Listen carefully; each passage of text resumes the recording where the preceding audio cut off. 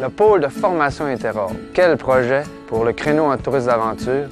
Ce projet-là a été mis de l'avant par nos deux institutions d'enseignement qui sont sur notre comité, alors le Cégep de Saint-Félicien et l'UQAC, l'Université du Québec à Chicoutimi. Ce partenariat-là a permis de mobiliser notre créneau, a permis de nous rapprocher, a permis d'améliorer la formation. Alors c'est un projet porteur pour le créneau et puis mobilisateur pour la région de Saguenay-Lac-Saint-Jean et pour le tourisme d'aventure. Il y a vraiment une super belle complémentarité entre le cours en milieu naturel et puis celui qu'on a ici au bac en plein air.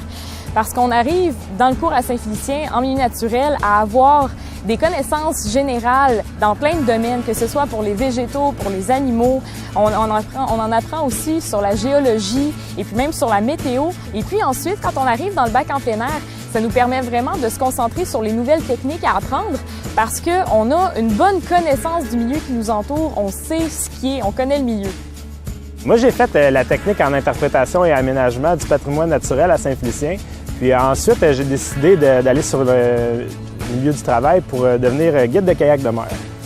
C'est à ce moment-là que j'ai pris conscience qu'avec toutes nos connaissances, on était capable de faire vivre des émotions exceptionnelles à la clientèle. Après 4 ans de travail, je voulais aller chercher plus dans la logistique, dans la planification d'activités en tourisme d'aventure.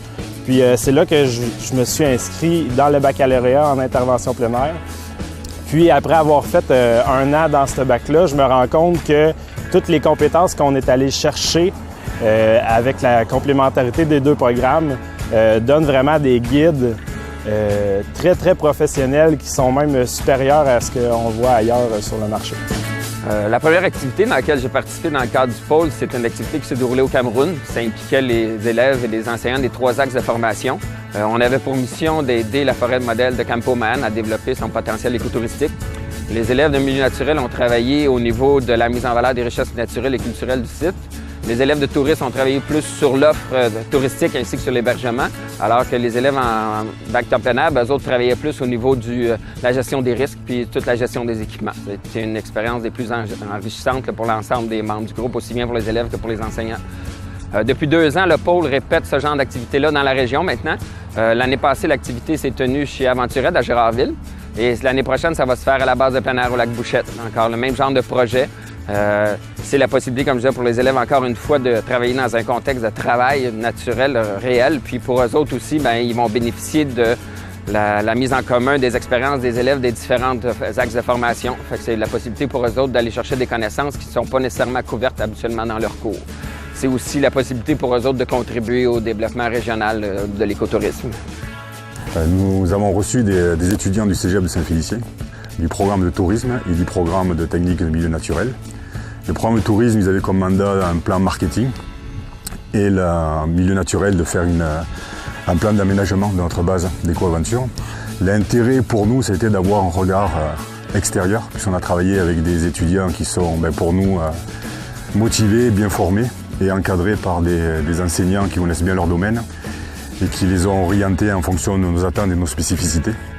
Ce qui a donné d'abord pour nous le plus important au point de vue extérieur, ce qu'on n'a pas toujours dans une petite entreprise, qui m'a permis de valider certaines de nos orientations et puis d'en découvrir et puis d'en mettre en place d'autres. Et particulièrement au niveau du plan d'aménagement qui est devenu une base de travail pour les développements que l'on envisage de compléter sur notre centre d'éco-aventure. Alors nous, ici au parc Aventure Cap-Jazet, on est ému par la passion. C'est ce qui nous motive, c'est ce qui nous drive, mais c'est pas toujours le moteur de la raison. Parfois, ça prend des gens qui viennent te dire regarde, il existe des structures, il existe des contenus, il existe des méthodes qu'on peut appliquer. On a suivi ces cours-là qui sont promus par le pôle régional de formation Interordre avec cet objectif-là d'apprendre, d'impliquer, d'implémenter dans notre entreprise ces contenus-là. Donc, on a passé de l'information à nos guides, à nos employés, pour qu'ils puissent bonifier l'expérience client en lui faisant prendre conscience de tout ce qu'on faisait ici pour la protection de l'environnement. À ce moment-là, le client, quand il repart en Europe, il a vécu une expérience authentique qui répondait peut-être plus à ses besoins et à sa conscience environnementale. Donc, il peut parler de nous évidemment en bien ou en mieux. Et puis pour nous, c'est un maintien de l'échange international là, qui en découle. Alors, les retombées pour le pôle de formation régionale en tourisme d'aventure sont très importantes. Alors, ça permet d'avoir une qualité de formation à jour. Ça nous permet de continuer à positionner la destination au niveau international. Et pour toutes ces raisons-là, le pôle de formation a sa raison d'être et on lui souhaite longue vie et on espère qu'il y ait une suite à ce projet-là.